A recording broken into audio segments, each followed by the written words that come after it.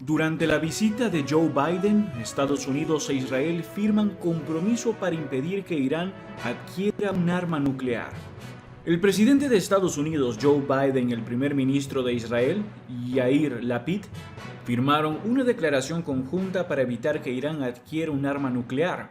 Biden se encuentra de visita en Israel como parte de una gira por Oriente Medio que también incluye Cisjordania y Arabia Saudita.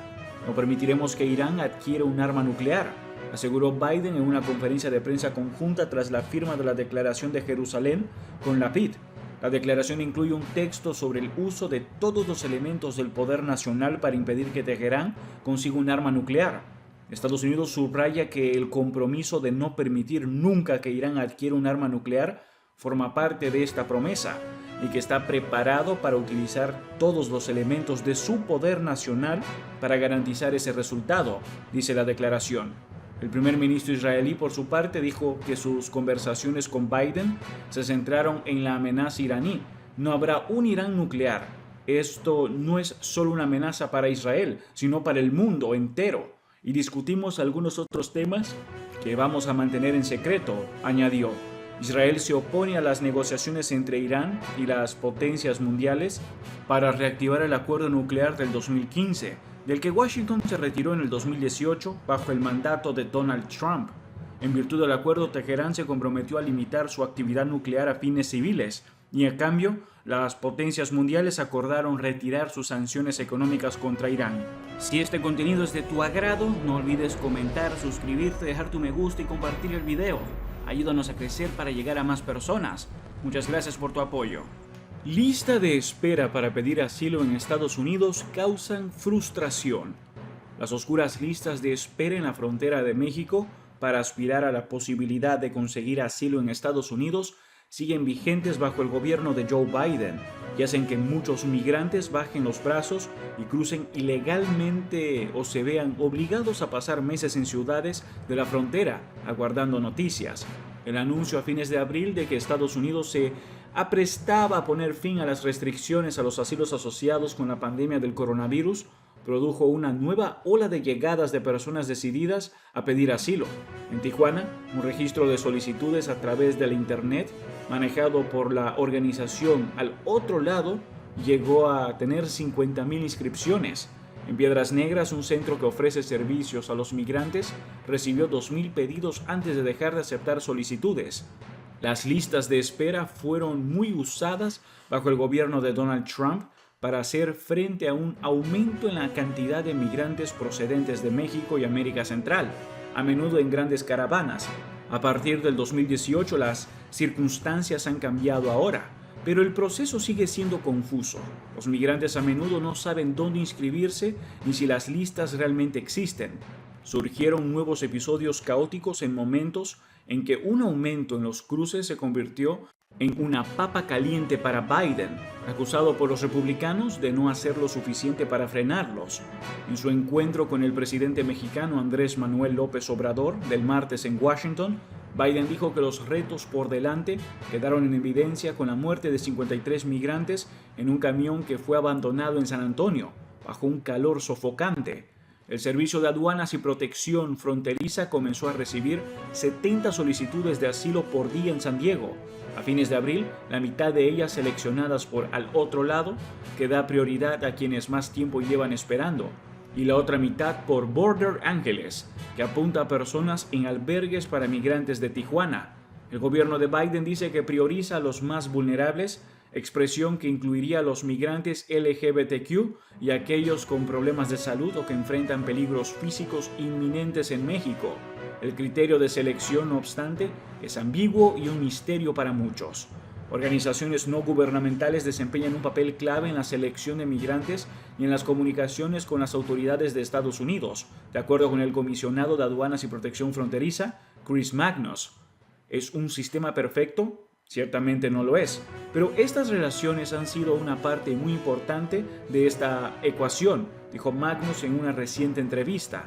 Cuando las autoridades estadounidenses le dijeron a un pequeño albergue de Ciudad Acuña que necesitaban 26 familias en el cruce del río, en Texas, se corrió la voz de que Magali Pérez, directora del Centro Comunitario de San Antonio, manejaba una lista, lo que no era cierto. Al día siguiente tenía 100 personas en la puerta, expresó Pérez. Un día después 300. Se perdió el control. Bajo el gobierno de Trump surgieron arreglos improvisados con frecuencia dudosos en Ciudad Juárez, del otro lado de El Paso, Texas. Un albergue registró a las personas que pedían asilo escribiéndoles un número en sus brazos con tinta negra. Tras recibir muchas críticas, empezó a repartir cintas de plástico numeradas para usar en la muñeca, algunas de las cuales fueron regaladas o vendidas. En San Luis del Río, Colorado, cerca de Yuma, en Arizona, un migrante que manejaba una lista eligió un sucesor cuando fue llamado su número.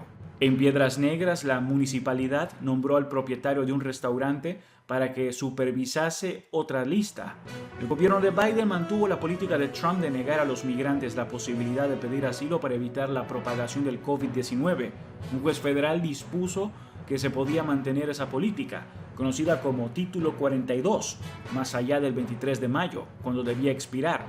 Estados Unidos contempla algunas excepciones, pero hace cumplir las reglas de una forma despareja, según la nacionalidad, y los más afectados son los adultos que viajan solo y familias de México, Guatemala, Honduras y El Salvador. Estados Unidos aceptó un promedio de 423 migrantes diarios en cruces oficiales en mayo, 308 en marzo y 418 en febrero, según documentos judiciales. El promedio de abril de 1.614 fue inflado por la llegada de ucranianos. Los migrantes seleccionados de la lista de Al Otro Lado generalmente se inscribieron hace un año, de acuerdo con Soraya Vázquez, subdirectora de la oficina de esa agrupación en Tijuana. La organización inscribe también en forma remota a migrantes de Piedras Negras y de otras ciudades de la frontera. Un estudio del Centro Strauss de la Universidad de Texas detectó 27.135 nombres en listas de espera en 8 ciudades fronterizas de México en mayo, antes de que la lista de Al Otro Lado llegase a 50.000 a fines de junio. Será vital contar con un sistema más ordenado si caduca el programa Título 42. Las autoridades estadounidenses estudian la posibilidad de crear una plataforma digital para la inscripción de migrantes. En Piedras Negras, Isis Peña, una hondureña de 45 años, se inscribió en una lista de espera de la Casa del Migrante el 29 de abril. Cuando se presentó a una entrevista 5 días después, le dijeron que ya no se aceptaban solicitudes de asilo. Queríamos que alguien nos diese alguna esperanza, dijo Peña, quien posteriormente cruzó la frontera ilegalmente con sus hijos de 19 y 20 años por Eagle Pass y fue expulsada en base al Título 42. Peña, cuya familia está en la calle, se aferra a cualquier rumor infundado de que el gobierno de Biden está a punto de reabrir la frontera. La información es muy complicada, los sistemas de acceso son muy complicados, dijo Edgar Rodríguez, asesor legal de la Casa del Migrante. La escasez de albergues implica que los aproximadamente 300 migrantes mayormente hondureños que 6 días por semana hacen cola frente al albergue para recibir un desayuno duerman a la intemperie.